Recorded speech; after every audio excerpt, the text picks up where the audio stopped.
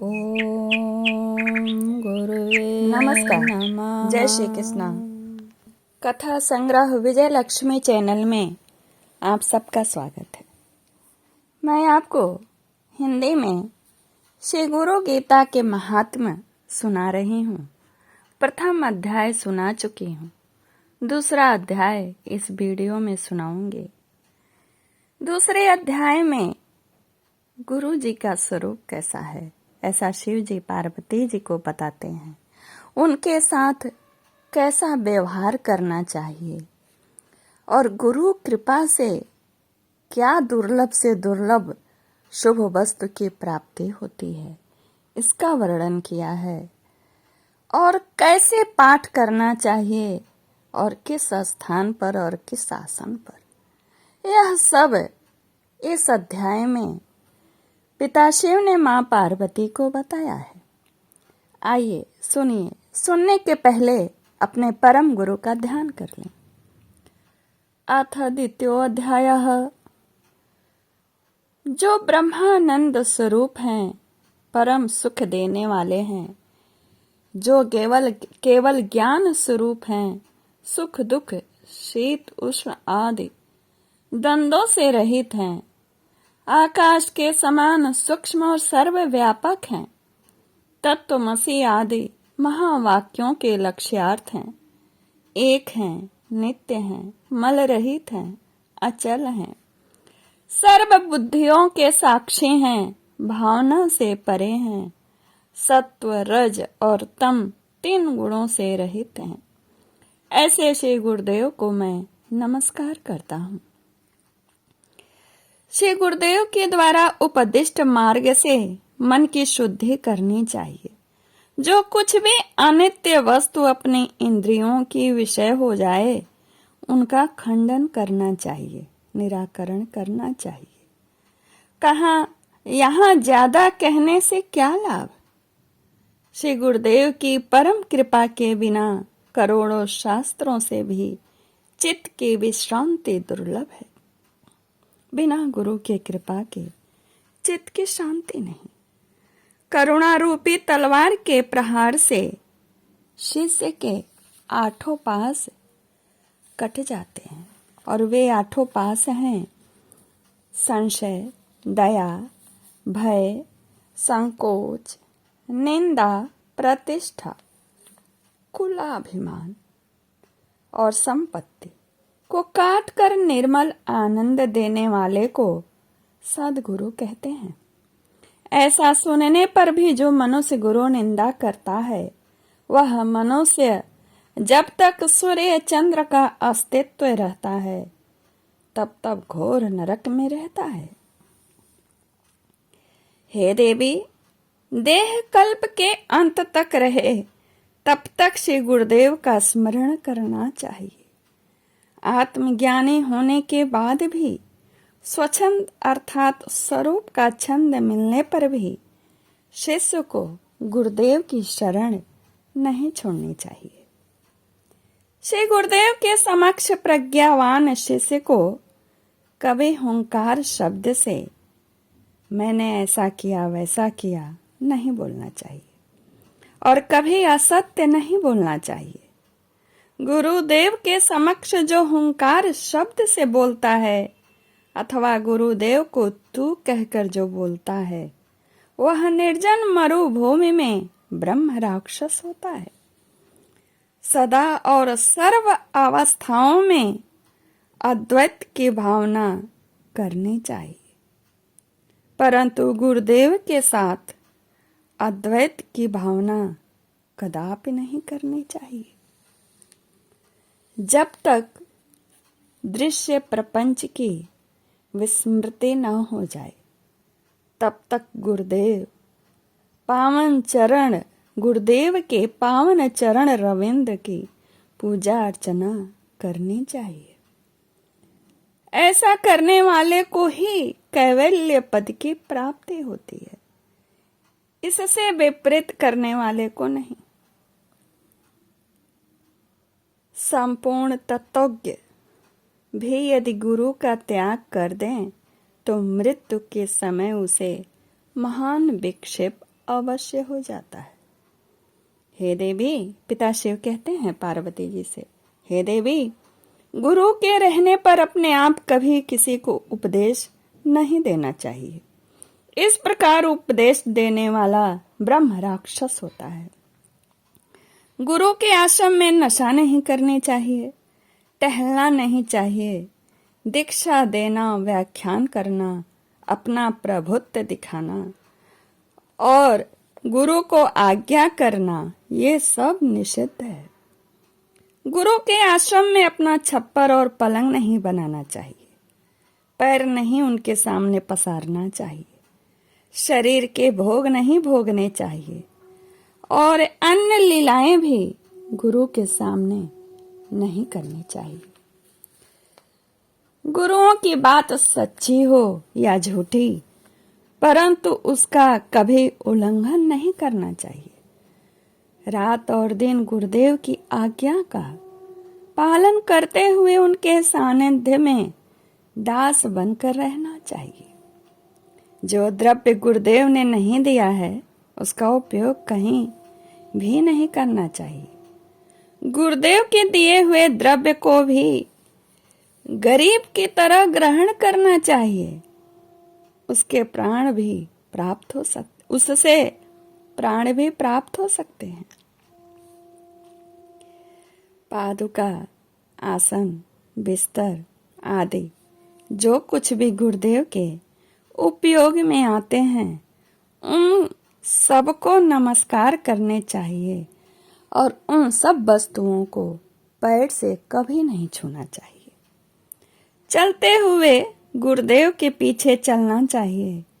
उनकी परीक्षाएं का भी उल्लंघन नहीं करना चाहिए। गुरुदेव के समक्ष कीमती वेशभूषा, आभूषण आदि धारण नहीं करना चाहिए। गुरुदेव की निंदा करने वाले को देखकर यदि उसकी जिह्वा काट डालने में समर्थ न हो तो उस स्थान से उसे भगा दो।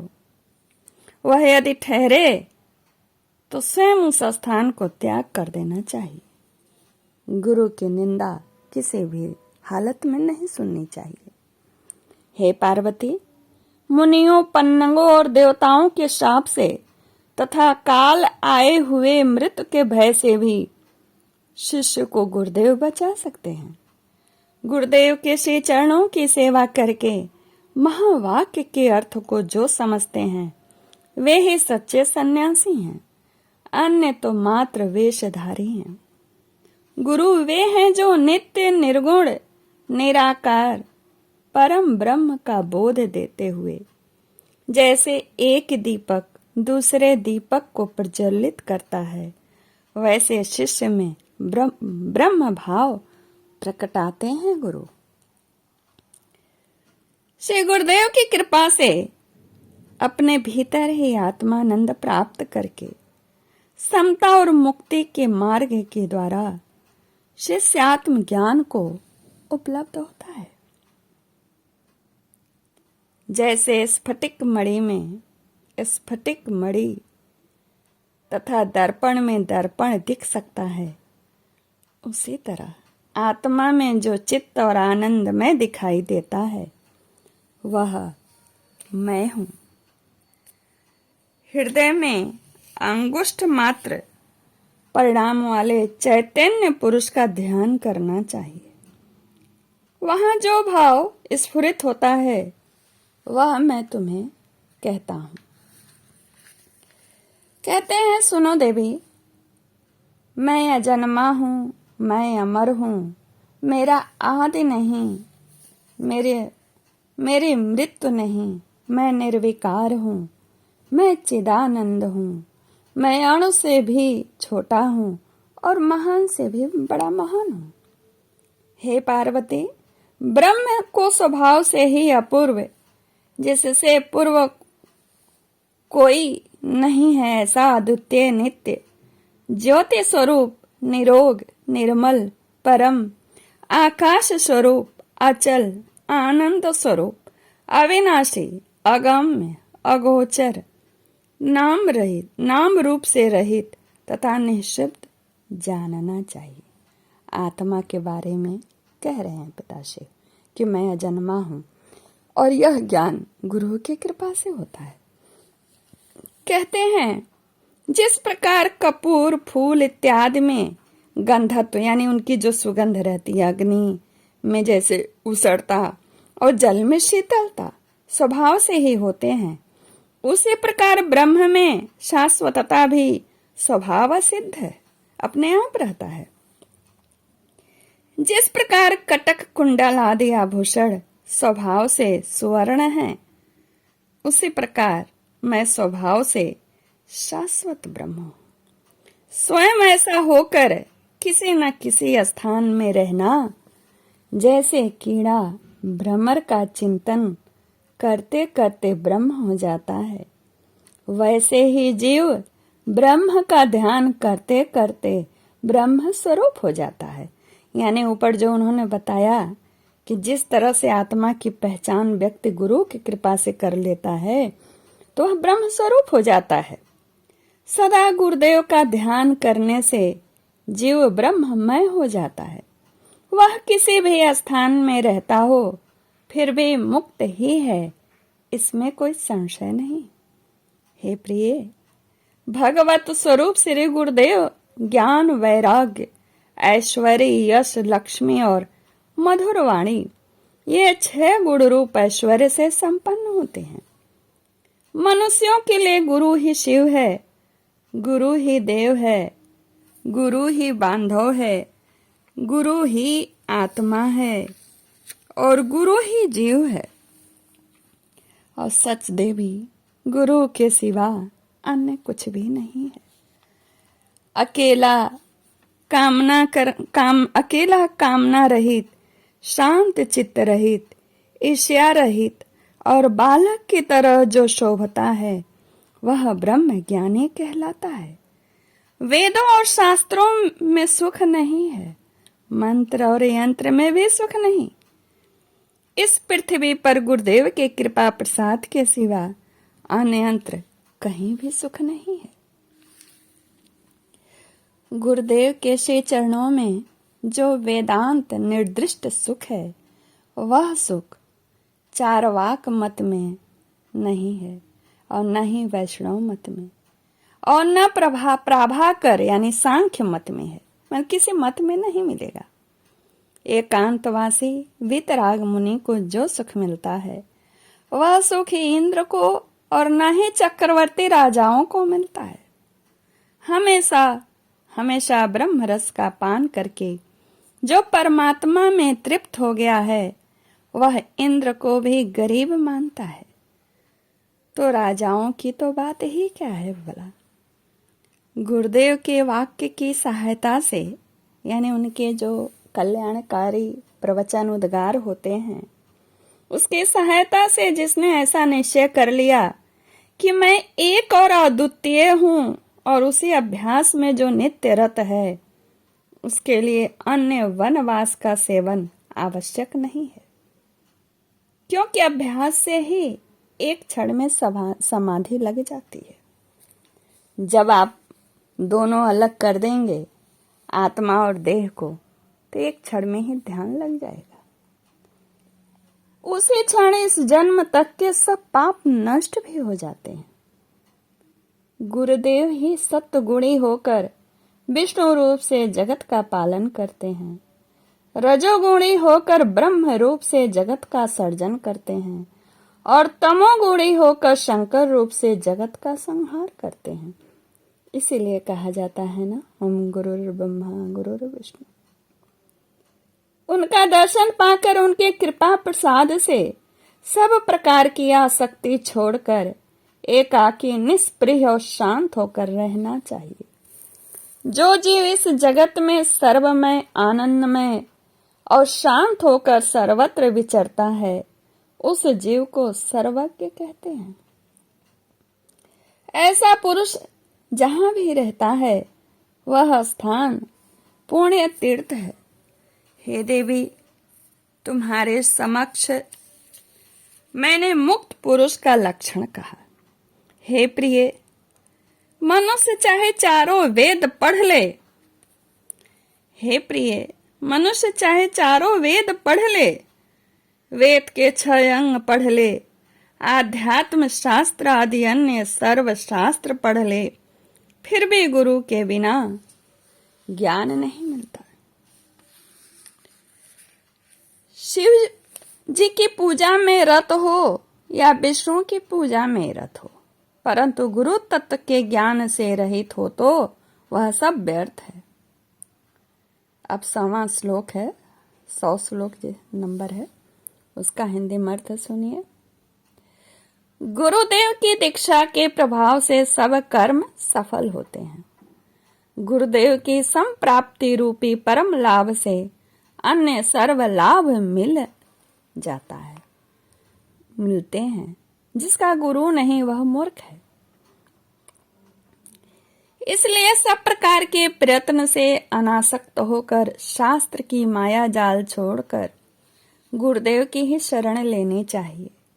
ज्ञान रहित मिथ्या बोलने वाले और दिखावट करने वाले गुरु का त्याग कर देना चाहिए, क्योंकि जो अपने ही शांति पाना नहीं जानता वह दूसरों को क्या शांति दे सकेगा। पत्थरों के समूह को तैराने का ज्ञान पत्थर में कहां से हो सकता है। जो खुद तैरना नहीं जानता वह दूसरों को क्या तैराएगा। जो गुरु अपने दर्शन से शिष्य को भ्रांति में डालता है, ऐसे गुरु को प्रणाम नहीं करना चाहिए। इतना ही नहीं, दूर से ही उसका त्याग करना चाहिए। ऐसी स्थिति में धैर्यवान गुरु का ही आश्रय लेना चाहिए। हे प्रिय, पाखंडी, पाप में रत, नास्तिक, भेद बुद्धि उत्पन्न करने वाले, स्त्री, लंपट, दुराचारी, नमक हराम, बगुले की तरह ठगने वाले, कर्म भ्रष्ट, क्षमा रहित, निंदनीय, तर्कों से वितंडावाद करने वाले, कामी, क्रोधी, हिंसक, उग्र, शठ तथा अज्ञानी और महापापी पुरुष को गुरु नहीं करना चाहिए। ऐसा विचार करके ऊपर दिए हुए लक्षणों से भिन्न लक्षणों वाले गुरु की एकनिष्ठ भक्ति से सेवा करनी चाहिए। मतलब जो लोग को विश्वास नहीं है, अवगुण भरे हैं, उन्हें गुरु पर विश्वास नहीं है तो उन्हें गुरु नहीं करना चाहिए। गुरु गीता के समान अन्य कोई स्तोत्र नहीं है। ध्यान दीजिएगा, पिता शिव कहते हैं, क्या कहते हैं? गुरु गीता के समान कोई अन्य स्तोत्र नहीं है। गुरु के समान अन्य कोई तत्व नहीं। समग्र धर्म का यह सार मैंने कहा है, यह सत्य है। कहते हैं, इस बात को उन्होंने प्रभावित करने के लिए कहते हैं और बार बार सत्य है। हे प्रिय, इस गुरु गीता का पाठ करने से जो कार्य सिद्ध होता है वह अब मैं कहता हूँ। हे देवी, लोगों के लिए यह उपकारक है, मात्र लौकिक का त्याग करना चाहिए। जो कोई इसका उपयोग लौकिक कार्य के लिए करेगा वह ज्ञानहीन होकर संसार रूपी सागर में गिरेगा। ज्ञान भाव से जिस कर्म में उसका उपयोग किया जाएगा वह कर्म निष्कर्म में परिणत होकर शांत हो जाएगा। भक्ति भाव से इस गुरु गीता का पाठ करने से, सुनने से और लिखने से यह सब फल भोगता है। वह भक्त जो है सब फल भोगता है। ध्यान दीजिएगा, भक्ति भाव से इस गुरु गीता का पाठ करने से, सुनने से, लिखने से वह भक्त सब फल भोगता है। हे देवी, इस गुरु गीता को नित्य भाव पूर्वक हृदय में धारण करो। महाव्याधि वाले दुखी लोगों को सदा आनंद से इसका जप करना चाहिए। हे प्रिय, गुरु गीता का एक एक अक्षर मंत्र राज है। अन्य जो विविध मंत्र हैं वे इसकी 16वां भाग भी नहीं है। हे देवी, गुरु गीता के जप से अनंत फल मिलता है। गुरु गीता सर्व पाप को हरने वाली है और सर्व दारिद्र्य का नाश करने वाली है। गुरु गीता अकाल मृत्यु को रोकती है, सब संकटों का नाश करती है, यक्ष राक्षस भूत चोर और शेर आदि का घात करती है। गुरु गीता सब प्रकार के उपद्रवों, कुष्ठ आदि दुष्ट रोगों और दोषों का निवारण करने वाली है। जो श्री गुरुदेव के सानिध्य से जो फल मिलता है वह फल इस गुरु गीता के पाठ करने से ही मिलता है। ध्यान दीजिएगा कि अगर आप गुरु को ध्यान करके गुरु गीता का पाठ कर रहे हैं तो गुरुदेव की जो सेवा है उसी का फल मिलता है। इस गुरु गीता का पाठ करने से महाव्याधि दूर होती है, सर्व ऐश्वर्य और सिद्धियों की प्राप्ति होती है। मोहन में अथवा वशीकरण में इसका पाठ स्वयं करना चाहिए। इस गुरु गीता का पाठ करने वाले पर सर्व प्राणी मोहित हो जाते हैं, बंधन में से परम मुक्ति मिलती है। देवराज इंद्र को वह प्रिय होता है और राजा उसके वश में हो जाते हैं। गुरु गीता के प्रभाव को बड़े अच्छे ढंग से पिता शिव बता रहे हैं। कहते हैं इस गुरु गीता का पाठ शत्रु का मुख बंद करने वाला है, गुणों की वृद्धि करने वाला है, दुष्कृतियों का नाश करने वाला है, सत्कर्म में सिद्धि देने वाला है। इसका पाठ असाध्य कार्यों की सिद्धि कराता है, 9 ग्रहों का भय हरता है, दुःस्वप्न का नाश करता है और सुस्वप्न के फल की प्राप्ति कराता है। हे शिवे, यह गुरु गीता रूपी शास्त्र मोह को शांत करने वाला, बंधन में से परम मुक्त करने वाला और स्वरूप ज्ञान का भंडार है। यानी स्वयं को पहचानना, आत्मा को। व्यक्ति जो जो अभिलाषा करके इस गुरु गीता का पाठ और चिंतन करता है, पठन चिंतन, उसे वह निश्चय ही प्राप्त होता है। व्यक्ति जिस भी अभिलाषा से पठन और चिंतन करता है श्री गुरु गीता का, यह गुरु गीता नित्य सौभाग्य और पुण्य प्रदान करने वाली तथा तीनों तापों आदि व्याधि उपाधि का शमन करने वाली है और जिस अभिलाषा से पाठ करते हैं वो भी प्राप्त होता है। यह गुरु गीता सब प्रकार की शांति करने वाली है, वंध्या स्त्री को सुपुत्र देने वाली है, सधवा स्त्रियों के वैधव्य का निवारण करने वाली है और सौभाग्य की वृद्धि करने वाली है। यह गुरु गीता आयुष, आरोग्य, ऐश्वर्य और पुत्र पौत्र की वृद्धि करने वाली है। कोई विधवा निष्काम भाव से इसका जप पाठ करे तो मोक्ष की प्राप्ति होती है। यदि यह विधवा सकाम होकर जप करे तो अगले जन्म में उसको संताप हरने वाला अवैधव्य यानी सौभाग्य प्राप्त होता है। उसके सब दुख, भय, विघ्न और संताप का नाश होता है। इस गुरु गीता का पाठ सब पापों का शमन करता है, धर्म, अर्थ, काम और मोक्ष की प्राप्ति कराता है। इसके पाठ से जो जो आकांक्षा की जाती है वह अवश्य सिद्ध होता है। यदि कोई इस गुरु गीता को लिखकर उसकी पूजा करे तो उसे लक्ष्मी और मोक्ष की प्राप्ति होती है। विशेषकर उसके हृदय में सदा सर्वदा गुरु भक्ति उत्पन्न होती रहती है। महाराज, शक्ति के, सूर्य के, गणपति के, शिव के और पशुपति के मतवादी इसका पाठ करते हैं। यह सत्य है, सत्य है, इसमें कोई संदेह नहीं। चाहे जिस भी देवता को पूजो तो भी गुरु गीता का पाठ करते हैं। बिना आसन के किए हुए जप नीच कर्म हो जाता है और निष्फल हो जाता है। यात्रा में, युद्ध में, शत्रुओं के उपद्रव में गुरु गीता का जप पाठ करने से विजय मिलता है। मरण काल में जप करने से मोक्ष मिलता है। गुरुपुत्र के शिष्य के सर्व कार्य सिद्ध होते हैं, इसमें संदेह नहीं है। जिसके मुख में गुरु मंत्र है उसके सब कर्म सिद्ध होते हैं, दूसरे के नहीं। दीक्षा के कारण शिष्य के सर्व कार्य सिद्ध हो जाते हैं। तत्वज्ञ पुरुष संसार रूपी वृक्ष की जड़ नष्ट करने के लिए और 8 प्रकार के बंधन, संशय, दया, भय, संकोच, निंदा, प्रतिष्ठा, कुलाभिमान और संपत्ति की निवृत्ति करने के लिए गुरु गीता रूपी गंगा में सदा स्नान करते रहते हैं। यानी हमेशा पठन श्रवण करना चाहिए। स्वभाव से ही सर्वथा शुद्ध और पवित्र ऐसे वे महापुरुष जहां भी रहते हैं उस तीर्थ में सब देवता विचरण करते हैं, उसे तीर्थ कहते हैं। आसन पर बैठे हुए या लेटे हुए, खड़े रहते या चलते हुए, हाथी या घोड़ों पर सवार हुए, जागृत अवस्था में या सुषुप्त अवस्था में जो पवित्र ज्ञानमान पुरुष इस गुरु गीता का जप पाठ करता है उसके दर्शन और स्पर्श से पुनर्जन्म नहीं होता है।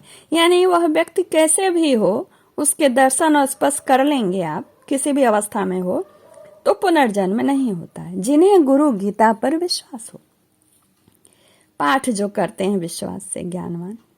हे देवी कुश, अब आसन की बात बताते हैं। हे देवी कुश और दुर्वा के आसन पर सफेद कंबल बिछाकर उसके ऊपर बैठ करके एकाग्र मन से इसका जप करना चाहिए। सामान्यतया सफेद आसन उचित है, परंतु वशीकरण में लाल आसन आवश्यक है। हे प्रिय, शांति की प्राप्ति के लिए वशीकरण में नित्य पद्मासन में बैठकर जप करना चाहिए। कपड़े के आसन पर बैठकर जप करने से दारिद्र्य आता है। पत्थर के आसन पर रोग, भूमि पर बैठकर जप करने से दुख आता है और लकड़ी के आसन पर किए हुए जप निष्फल होते हैं। काले मृग चर्म और दर्भासन यानी दूब पर बैठकर जप करने से ज्ञान सिद्धि होती है। व्याघ्र चर्म पर जप करने से मुक्ति प्राप्त होती है, परंतु कंबल के आसन पर सर्व सिद्धि प्राप्त होती है। यानी ऊन वाले जो भी आसन है। अग्नि कोण की तरफ मुख करके जप पाठ करने से आकर्षण, वायव्य कोण की तरफ शत्रुओं का नाश, नैऋत्य कोण की तरफ दर्शन और ईशान कोण की तरफ मुख करके जप पाठ करने से ज्ञान की प्राप्ति होती है। उत्तर दिशा की ओर बैठ करके जप करने से, मुख करके पाठ करने से शांति प्राप्त होती है। पूर्व दिशा की ओर वशीकरण, दक्षिण दिशा की ओर मारण सिद्ध होता है तथा पश्चिम दिशा की ओर मुख करके जप करने से, जप पाठ करने से धन की प्राप्ति होती है। यहीं पर दूसरा अध्याय पूर्ण होता है। इस प्रकार श्री स्कंदोत्तर खंड में शिव पार्वती संवाद में श्री गुरु गीता का दूसरा अध्याय। ओम तत्सत। ओम गुरुवे नमः। ओम गुरुवे नमः। नमस्कार। जय श्री कृष्ण।